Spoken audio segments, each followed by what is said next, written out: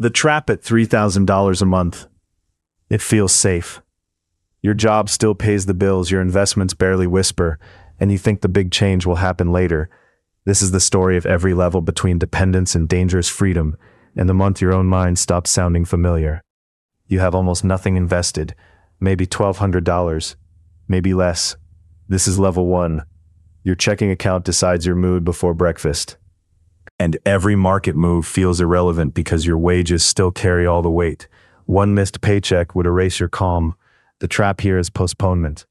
Most people tell themselves investing starts after the raise, after the move, after life settles down. Life never settles. The bridge is smaller than your pride allows. You begin while the numbers look embarrassing and the progress feels invisible. Now you have $5,000 to $15,000 working for you. This is level 2, the grind with proof. You refresh the app on lunch breaks and see tiny green days that buy half a dinner. It is enough to spark hope and enough to tempt impatience. The trap is fantasy math. You start projecting tiny wins into huge futures and forget the machine is still fragile. Most people get excited before they get disciplined. The bridge is repetition. Same contributions, same restraint. You learn to respect boring months. You reach the first strange threshold. A good month throws off $400, maybe $700. This is level 2 still, but your brain notices. A bill gets covered by dividends or gains. For 1 second, labor and ownership stand in the same room together. That second is dangerous. You want to accelerate by taking stupid risk. Because the first evidence of escape can make you reckless. The ones who make it do something quieter. They protect the habit that created the evidence instead of forcing the next leap. You are in the 25,000 to 75,000 range now. This is level 3. The account has body. A strong month can cover groceries, your car payment, maybe even rent in a cheap city. You walk into work with a secret, and your posture changes first. The trap is contempt for the job too early. You start treating earned income like an insult instead of fuel. That attitude leaks into your work, your judgment, your sleep. The bridge is respect. You squeeze the job for cash flow while the portfolio is still learning to stand. At this level, people around you stop understanding the tension. They see stability. You feel suspension. You are no longer fully trapped, but not yet free enough to absorb a real hit. A bad quarter could humble you fast. That awareness should keep you sharp. Most people misuse the first taste of leverage. They upgrade the apartment, loosen the budget, and call it confidence. It is only softness. The bridge is emotional control. You let the account grow in silence, while your lifestyle stays a step behind your assets. Now the machine starts to speak louder. You have 80,000, maybe 120,000 invested. One strong month in the market can produce more than your salary after tax. You see the number, sit back, and the room gets unusually quiet. That quiet feels like wisdom, but it often is relief mixed with ego. You think you finally understand money, because money just validated you. Most people become more dangerous here. The bridge is suspicion. You question the calm instead of obeying it. This is the month the title is about. Your investments make more than your job, and your nervous system unclenches in places you did not know were tense. You answer fewer emails with urgency. You stop fearing your manager. Your internal clock stops begging for Friday. Then the hidden shift arrives. Because the calendar owns you less, structure matters more. Without fear pushing you, drift can take over. The ones who make it build discipline after relief, not before.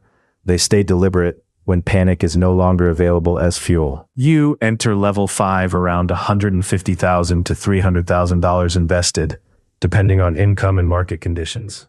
Now it happens more than once. Several months a year, ownership out-earns labor.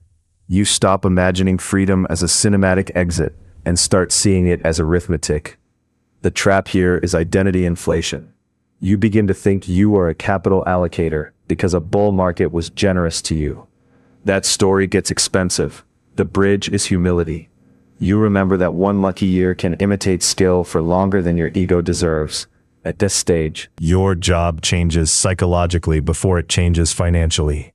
Meetings feel optional in your head even when they are still mandatory on paper. You become harder to scare and easier to distract. Quiet confidence can turn into sloppy execution if you stop respecting consequences. Most people assume the goal is to care less.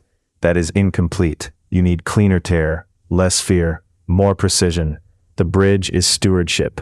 You handle work, cash, taxes, and risk like each dollar has a job, because now every mistake compounds too. Level 6 starts when the portfolio can routinely beat your paycheck without a heroic market month. Maybe you have $350,000, maybe far more. The exact number moves with your salary, but the feeling is the same. You look at labor as optional strain instead of necessary survival. This is where people make dramatic, expensive decisions. They quit to prove freedom, start businesses they have not stress tested, or swing for huge returns because ordinary compounding feels slow after the first intoxicating win. The bridge is patience under reduced pressure. That is rare. When fear fades, your standards either rise or collapse. You finally have room to tell the truth about your work, your spending, your relationships, and your appetite for risk. Money exposes your real operating system once survival stops drowning it out. The people who hold wealth learn a hard rule here. Calm is useful, but it is not guidance by itself. A quiet brain can notice clearly, or it can justify anything. The bridge is process. You trust written rules more than mood, especially after a strong month. Now you are nearing the upper end of this arc. The portfolio throws off often enough, that earned income feels like an enhancer, not a pillar. Marble floors, soft light, no panic in your chest. This is the first version of freedom, and it still requires discipline. The trap is invisible decay.